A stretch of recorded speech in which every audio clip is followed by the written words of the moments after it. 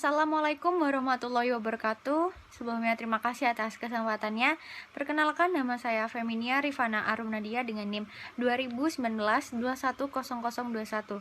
Di sini saya akan menjelaskan terlebih dahulu yang pertama, yaitu anggaran sebagai perencanaan terpadu.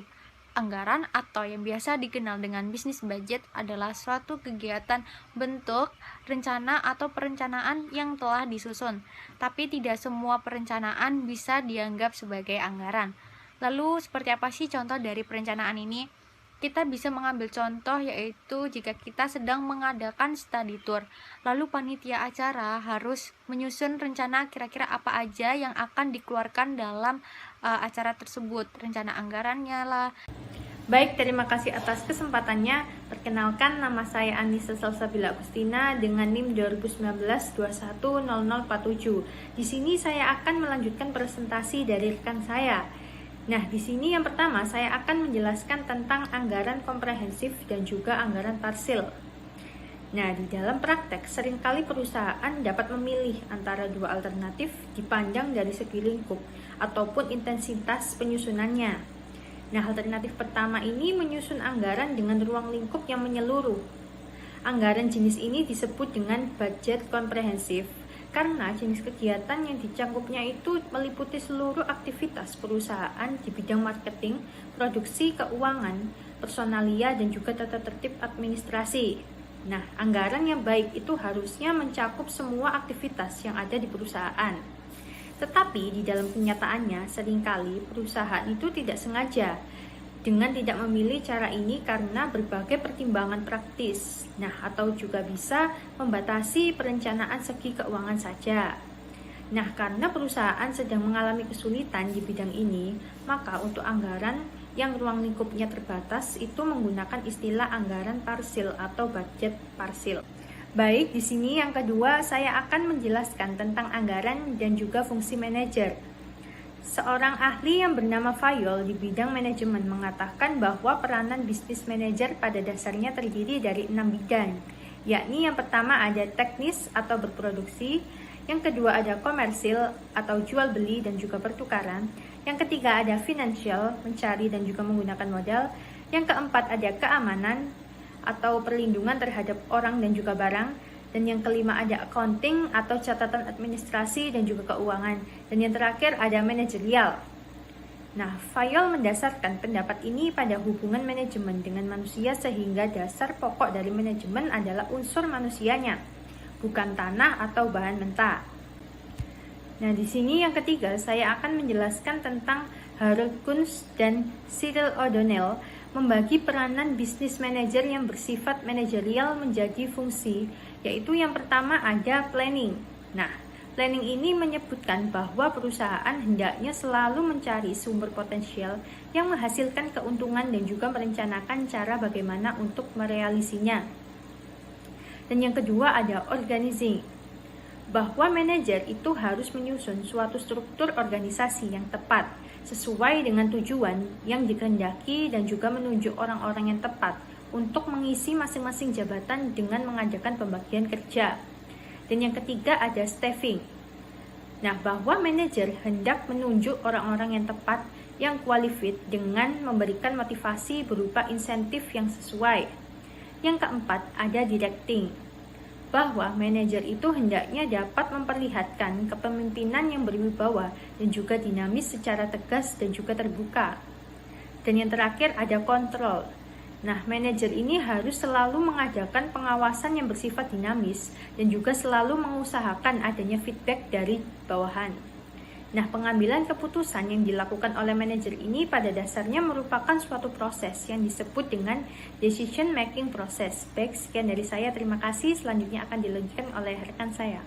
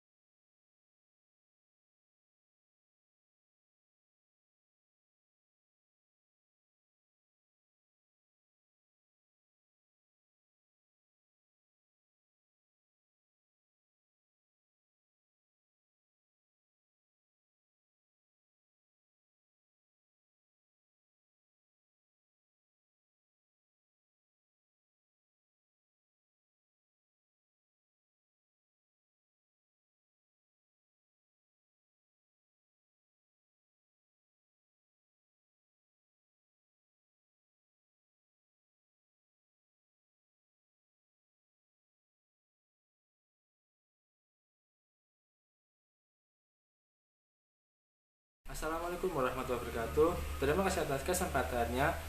Perkenalkan, saya Yonan Wahyu dengan nomor 2019-210072. Di sini saya akan menjelaskan tentang proses skema pengambilan keputusan, yaitu anggaran oleh sebuah perusahaan.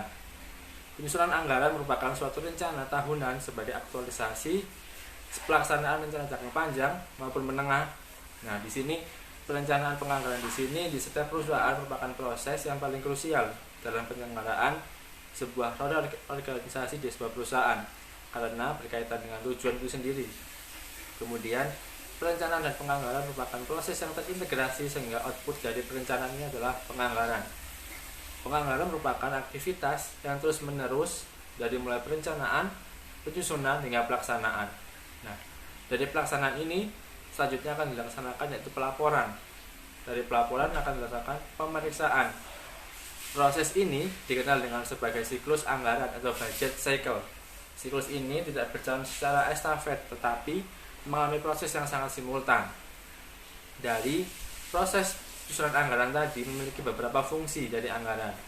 Fungsi anggaran memiliki 3 fungsi, yaitu yang pertama, fungsi perencanaan. Pada saat menyusun anggaran ada fungsi perencanaan. Fungsinya apa? Fungsi perencanaan di sini yaitu pada saat menyusun program kerja sangat dibutuhkan dalam sebuah perusahaan. Kemudian fungsi yang kedua yaitu fungsi koordinasi pada saat dilakukan implementasi program kerja yang telah dilaksanakan. Kemudian fungsi yang ketiga yaitu fungsi pengawasan. Fungsi ini dilaksanakan pada saat dilakukan penilaian kembali. Jadi dari fungsi perencanaan, koordinasi, kemudian pengawasan. Dilaksanakan program kerja, ditarik implementasinya, kemudian dilakukan penilaian di fungsi pengawasan ini. Kemudian selanjutnya dalam fungsi penganggaran dan selanjutnya yaitu ada anggaran berdasarkan fleksibilitasnya. Yang pertama anggaran fix dan anggaran kontinu. Jika dilihat dari fleksibilitasnya, budget dikelompokkan menjadi 2. Yang pertama yaitu anggaran fix. Anggaran yang disusun di periode tertentu dengan volume yang sudah ditentukan dari rencana yang telah disusun.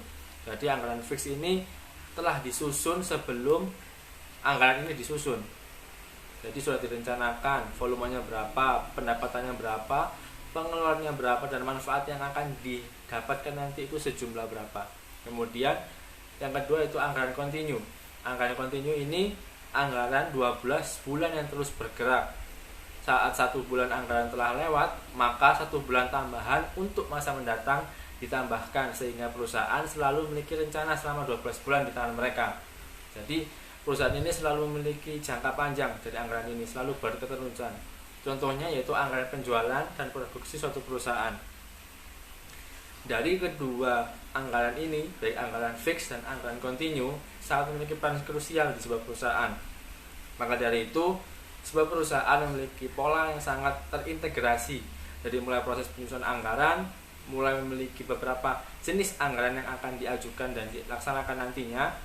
Itulah yang menyebabkan perusahaan tetap berjalan sesuai roda yang ditentukan. Sekian, terima kasih. Wassalamualaikum warahmatullahi wabarakatuh.